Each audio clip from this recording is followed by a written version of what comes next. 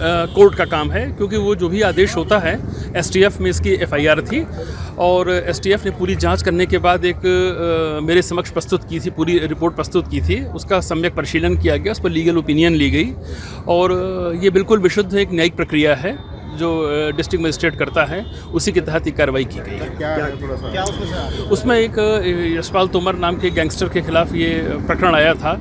उसमें जब सारे साक्ष्य इस बात के थे कि लगभग 150 करोड़ के आसपास की प्रॉपर्टी है जो उसने अपने इस गतिविधियों से अर्न की है। उनके father in law, mother in law उन लोगों के नाम थी, तो उनके भी रिकॉर्ड हमने मंगवाए कि कहीं ऐसा तो नहीं वो सक्षम हो, उन्होंने अपने पैसे से खरीदी हो। जब सारी चीज़ें साक्ष्य पर आई हैं, उसके बाद ये कार्रवाई की गई है। बिहार में कितनी प्रॉपर्टियाँ हैं उसमें? ये डिटेल तो जजमेंट देख लीजिएगा आप, उससे मिल जाएगा आपको, क्योंकि ये मैंने ऑर्डर जब किया है तो एज ए कोर्ट किया है, तो उसकी कॉपी लेके आप लोग देख सकते हैं।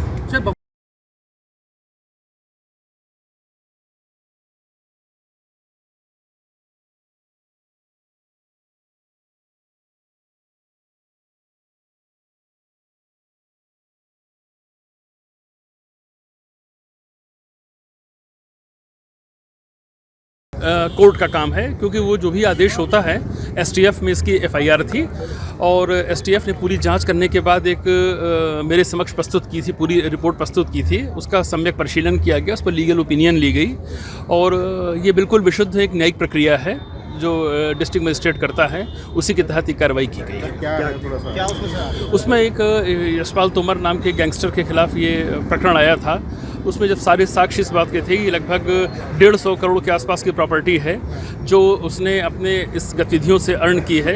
उनके father in law, mother in law उन लोगों के नाम थी, तो उनके भी रिकॉर्ड हमने मंगवाए कि कहीं ऐसा तो नहीं वो सक्षम हो, उन्होंने अपने पैसे से खरीदी हो। जब सारी चीज़ें साक्ष्य पर आई हैं, उसके बाद ये कार्रवाई की गई है। बिहार में कितनी प्रॉपर्टियाँ हैं उसमें? ये डिटेल तो जजमेंट देख लीजिएगा आप, उससे मिल जाएगा आपको, क्योंकि ये मैंने ऑर्डर जब किया है तो एज ए कोर्ट किया है, तो उसकी कॉपी लेके आप लोग देख सकते हैं।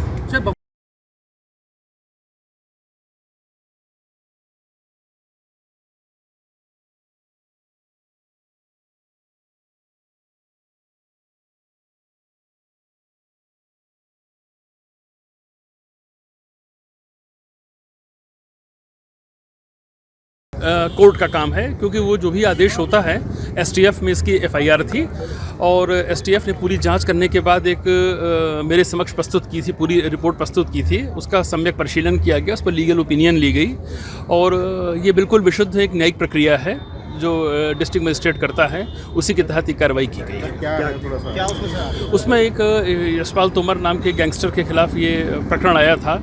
उसमें जब सारे साक्ष्य इस बात के थे कि लगभग 150 करोड़ के आसपास की प्रॉपर्टी है जो उसने अपने इस गतिविधियों से अर्न की है।